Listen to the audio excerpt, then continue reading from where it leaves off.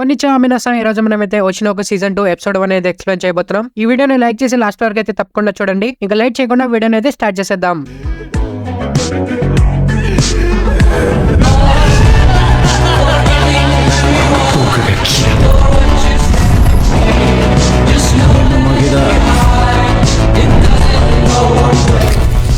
Last season లో మనం చూసాం డేటింగ్ రియాలిటీ షో సక్సెస్ తర్వాత అకానే ఇంకా ఆక్వా రిలేషన్షిప్ లో వస్తారు. ఇంకా మసాయా అగ్రిమెంట్ ప్రకారం ఆక్వా షోలో పార్ట్ తీసుకున్నందుకు తను ఆయి పాస్ట్ గురించి చెప్తాడు. లాలాలయ్ అనే థియేట్రికల్ కంపెనీలో ఆయి లవ్ చేసిన పర్సన్ ఉండొచ్చు అని క్లూ ఇస్తాడు. ఆ తర్వాత ఆక్వాకి famous Japanese manga Tokyo blade real life stage play లో పార్ట్ తీసుకోవడానికి ఆఫర్ వస్తుంది. ఈ స్టేజ్ ప్లే లో లాలాలయ్ కంపెనీ ఇన్వాల్వ్మెంట్ ఉంటుంది. సో అందుకోసమే ఆయి లవర్ గురించి ఇంకా ఇన్ఫర్మేషన్ కోసం ఆక్వా ఈ ఆఫర్ ని యాక్సెప్ట్ చేస్తాడు. ఈ స్టేజ్ ప్లే లో ఆక్వా ఇంకా అకానేతో పాటు స్వీట్ టుడేలో యాక్టర్స్ మెల్ట్ ఇంకా కానా కూడా పార్ట్ తీసుకుంటూ ఉంటారు. ఇంకా సీజన్ 2 లో వెళ్ళిపోదాం. ఎపిసోడ్ స్టార్టింగ్ లో టోక్యో బ్లడ్ క్యాస్ట్ ని ఆడియన్స్ ముందు రివీల్ చేస్తూ ఉంటారు. ఇంకా మనం టోక్యో బ్లడ్ సమ్మరీని చూస్తాం. ఒక సమయంలో చాలా పెద్ద వార్ జరిగింది. వారియర్స్ అందరూ వాళ్ళ నమ్మకంతో వాళ్ళ ఆశలతో ఫైట్ చేశారు. కానీ ఎవరు గెలవలేదు. ప్రపంచం విధి మార్చాల్సిన 21 స్వాట్స్ చల్లా చెదురు అయ్యాయి. కానీ ఒక రోజు ఒక వ్యక్తికి ఒక సింగిల్ స్వాట్ దొరికింది. ఆ తర్వాత ఈ స్టోరీ మొదలైంది. ఇంకా దీని తర్వాత క్యాస్ట్ రివీల్ అవుతుంది. నెక్స్ట్ సీన్ లో మనం టోక్యో బ్లడ్ సీన్ ని చూస్తాం. ప్రిన్సెస్ సాయా చనిపోతున్న సీన్. ఇంకా ఈ క్యారెక్టర్ ని ప్లే చేస్తున్న ఆక్వా ఇంకా అకానే ఈ సీన్ ని రిహర్స్ చేస్తూ ఉంటారు. ఇది వీళ్ళ రిహర్సల్ ఫస్ట్ డే. వీళ్ళతో పాటు వేరే వాళ్ళు కూడా రిహర్సల్ చేస్తూ ఉంటారు. నెక్స్ట్ సీన్ లో రూబీ ఐ గ్రే దగ్గర ఉంటుంది. రూబీ తన లైఫ్ లో జరుగుతున్న విషయాలు గ్రేవ్ ముందు చెప్తుంది. బీకామ్ వచ్చి ఫస్ట్ లైవ్ షో చేసి 4 months అవుతుంది. ఫస్ట్ లైవ్ షో తర్వాత వీళ్ళు చాలా స్మాల్ కాన్సర్ట్స్ చేశారు. ఇంకా ఆన్లైన్ లో వీడియోస్ అప్లోడ్ చేస్తున్నారు. వీళ్ళ ఫ్యాన్ బేస్ కొద్దిగా పెరుగుతూ ఉంటుంది. ఇంకా రూబీ తన బ్రదర్ గురించి చెప్తుంది. తను ఎప్పుడు యాక్టింగ్ గురించి మాట్లాడుతూ ఉంటాడు. కానీ తను యాక్టర్ అవ్వలేనని చెప్తూ ఉంటాడు. ఇంకా డేటింగ్ షో తర్వాత ఆక్వాకి క్యూట్ గర్ల్ ఫ్రెండ్ దొరికిందని ఇంకా వీళ్ళిద్దరూ న్యూ షోలో పార్ట్ తీసుకుంటున్నారని చెప్తుంది. ఇంకా రూబీ తన మామ్ కన్నా పెద్ద ఐడల్ అవుతుందని తన మామ్ కి ప్రామిస్ చేస్తుంది. ఆ తర్వాత మనం ఆక్వాని చూస్తాం. ఇంకా ఆక్వా టోక్యో బ్లేడ్ గురించి చెప్తాడు. 50 million కన్నా ఎక్కువ కాపీస్ ని సెల్ చేసిన ఫేమస్ మాంగా అనమాట. ఇది ఒక బ్యాటిల్ వారియర్స్ మాంగా. ఆక్వా ఇంకా అకానే క్యారెక్టర్స్ నెగిటివ్ రోల్స్ అనమాట. ఇంకా కానా ప్లే చేస్తుంది ప్రొటాగనిస్ట్ రోల్. మాంగాలో 2 groups ఫైట్ ఆర్క్ ని వీళ్ళు ప్లే చేస్తున్నారు. ఆక్వా కానాతో లాస్ట్ పార్ట్ లో మాత్రమే యాక్ట్ చేస్తున్నాడు. అప్పుడే అకానే అక్కడికి వచ్చి కానాతో తక్కువ సీన్స్ ఉన్నాయని బాధపడుతున్నావు అని అడుగుతుంది. కానీ ఆక్వా తనకి కాదని చెప్తాడు. కానా యాక్టింగ్ లో చాలా ఇన్వాల్వ్ అయిపోతుంది. అది చాలా భయంకరంగా ఉంటుంది. అందుకే తక్కువ సీన్స్ ఉంటేనే మంచిది అని ఆక్వా చెప్తాడు. యాక్టింగ్ గురించి మాట్లాడుతుంటే చాలా ఫన్ గా ఉంటుంది కదా అని అకానే అడుగుతుంది. ఇది విని ఆక్వా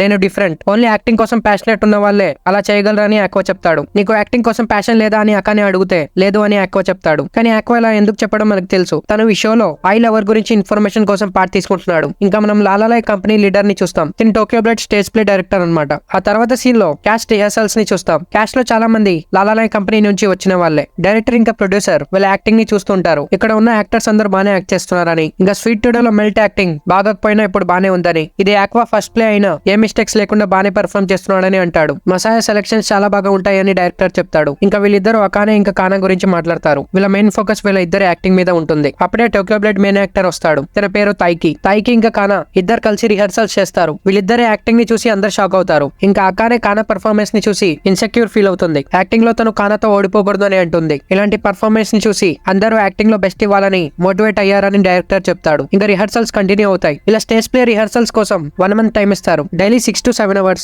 ఆఫ్టర్నూన్ నుంచి నైట్ వరకు. ఇంకా కొన్ని యాక్టర్స్ జాబ్ చేస్తుండడం వల్ల ఒకేసారి అందరు ప్రెజెంట్ కారు. అందుకే రిహర్సల్స్ కోసం సబ్స్టిట్యూట్స్ ఉంటారు. ఆ తర్వాత నెక్స్ట్ సీన్ లో తైకి ఇంకా మెల్ట్ ని చూస్తాం. వీళ్ళిద్దరికి కాంజీ అర్థం కాదనమాట. ఇంకా కానా కాంజీ ఈజీగా రీడ్ చేయగలదు కాబట్టి వీళ్ళు ఏమైనా స్క్రిప్ట్ లో అర్థం కాకపోతే కానాని అడుగుతారు. ఇంకా మీకు తెలిసి ఉంటే కాంజీ చాలా డిఫికల్ట్ అనమాట. ఓవర్ 50,000 కాంజీ క్యారెక్టర్స్ ఉంటాయి. అందుకే most of the Japanese people కి కాంజీ క్యారెక్టర్స్ చదవడం ఇంకా రాయడం రాదు. ఇంకా కాస్ట్ మెంబర్స్ చాలా మంది గ్రూప్స్ గా ఫామ్ అయ్యి ఉంటారు. కానీ ఆక్వా ఒంటరిగానే ఉంటాడు. అకానే ఆక్వా దగ్గరికి వెళ్తుంది. ఆక్వా కానాని చూస్తూ ఉంటాడు. కానాని చూస్తున్నావా అని అకానే అడిగితే డైరెక్ట్ గా అవును అని ఆక్వా చెప్తాడు. ఇది విని అకానే అప్సెట్ అవుతుంది. ఇంకా ఆక్వా కానా గురించి అకానేతో చెప్తాడు. కానా ఎప్పుడు తనతో పాటు వర్క్ చేసే యాక్టర్స్ లెవెల్ కి తగ్గట్టు పర్ఫార్మెన్స్ ఇస్తుందని, తన యాటిట్యూడ్ బిహేవియర్ వల్ల పాస్ట్ లో తనకి అంతగా యాక్టింగ్ జాబ్స్ దొరకలేదు. అందుకే ఈ స్టేజ్ ప్లే తో తన కెరియర్ ని రివైవ్ చేసుకోవచ్చు. లాస్ట్ టైం వరకు తన లో పర్ఫార్మెన్స్ యాక్టర్స్ తో వర్క్ చేసింది కాబట్టి తన యాక్టింగ్ కూడా డల్ ఉండేది. కానీ ఇప్పుడు తను లాలాలయ్ స్టార్ యాక్టర్ తైకితో వర్క్ చేస్తుంది. తైకి లెవెల్ కి కానా మ్యాచ్ అవ్వచ్చు అని ఆక్వా చెప్తాడు. ఇలాగే నువ్వు పర్ఫార్మ్ చేస్తూ ఉంటే కానాని ఓడించలేవని ఆక్వా చెప్తాడు. ఇది విని అకానే కోప్పడుతుంది. వేరే వాళ్ళ గురించి ఆలోచించకుండా నీ పర్ఫార్మెన్స్ ని కూడా ఇంప్రూవ్ చేయని అకానే అడుగుతుంది. దీనికి రిప్లై ఇస్తూ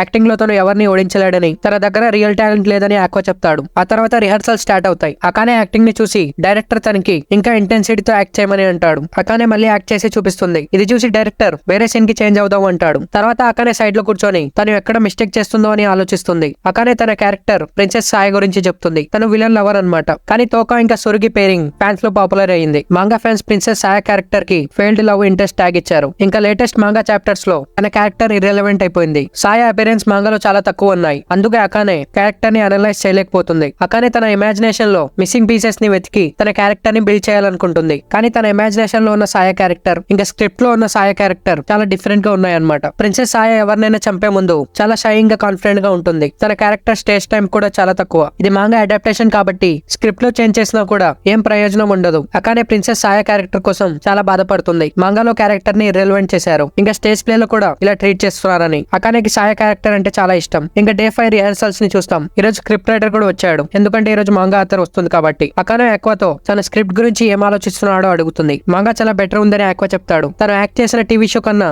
ఇది బాగుందని ఆక్వా చెప్తాడు. నీకేమైనా డౌట్స్ ఉంటే డైరెక్టర్ ని అడుగు అని ఆక్వా చెప్తాడు. కానీ అకానే అడగడానికి భయపడుతుంది. ఇంకా ఆక్వా డైరెక్టర్ దగ్గరికి వెళ్లి అకానేకి స్క్రిప్ట్ లో డౌట్స్ ఉన్నాయని చెప్తాడు. ఇది చూసి అకానే షాక్ అవుతుంది. కానీ ఏం చేయలేక తన డౌట్ స్క్రిప్ట్ రైటర్ తో అడుగుతుంది. ప్రిన్సెస్ సాయ ఇంటెన్షన్స్ ఇంకా క్యారెక్టర్ అర్థం కావట్లేదని అకానే చెప్తుంది. ఇది విని స్క్రిప్ట్ రైటర్ తనకు కూడా స్క్రిప్ట్ రాయడంలో చాలా ప్రాబ్లం అయింది అని చెప్తాడు. ఎందుకంటే సాయ గురించి మాంగాలో అంతగా చూపించలేదని. అందుకే స్టేజ్ ప్లే లో సాయ క్యారెక్టర్ కి అంతగా స్క్రీన్ టైం ఇవ్వలేదు. సాయ క్యారెక్టర్ కి స్క్రీన్ టైం ఎక్కువ ఇస్తే వేరే క్యారెక్టర్ స్క్రీన్ టైం తగ్గిపోతుంది. ఇంకా తను అకానేతో నీకేమైనా పార్ట్ బాదర్ చేస్తుంటే నేను స్క్రిప్ట్ ని రివైజ్ చేస్తానని చెప్తాడు. కానీ డైరెక్టర్ ఇలా చేయొద్దని చెప్తాడు. తను కూడా మాంగా చదివి ఉంటాడు. సాయ క్యారెక్టర్ చాలా నాయిజీ అని చెప్తాడు. డైరెక్టర్ మెయిన్ ఫోకస్ మొత్తం ఇంటెన్స్ బ్యాటిల్. ఈ రోజులో ఎమోషన్స్ ని బయటికి తీసుకురావడం కన్నా జనాల అటెన్షన్ ని కాన్ఫ్లిక్ట్ మీదకి తీసుకెళ్లాలని డైరెక్టర్ చెప్తాడు. ఆ తర్వాత అకానే సాయ క్యారెక్టర్ గురించి చాలా ఆలోచిస్తుంది. ఇంకా నెస్సిన్ లో మాంగా ఆథర్ వస్తుంది. తనకి కంపెనీ ఇస్తూ స్వీట్ టుడే మాంగా రైటర్ యోరికో వస్తుంది. కానీ ఇంకా యోరికో ఇద్దరు ఒకరికొకరు తెలుసు కాబట్టి వాళ్ళిద్దరు చాలా హ్యాపీ అవుతారు. తను ఆక్వాని చూసి కూడా హ్యాపీ అవుతుంది. కానీ మెల్ట్ యోరికోకి గ్రీట్ చేస్తే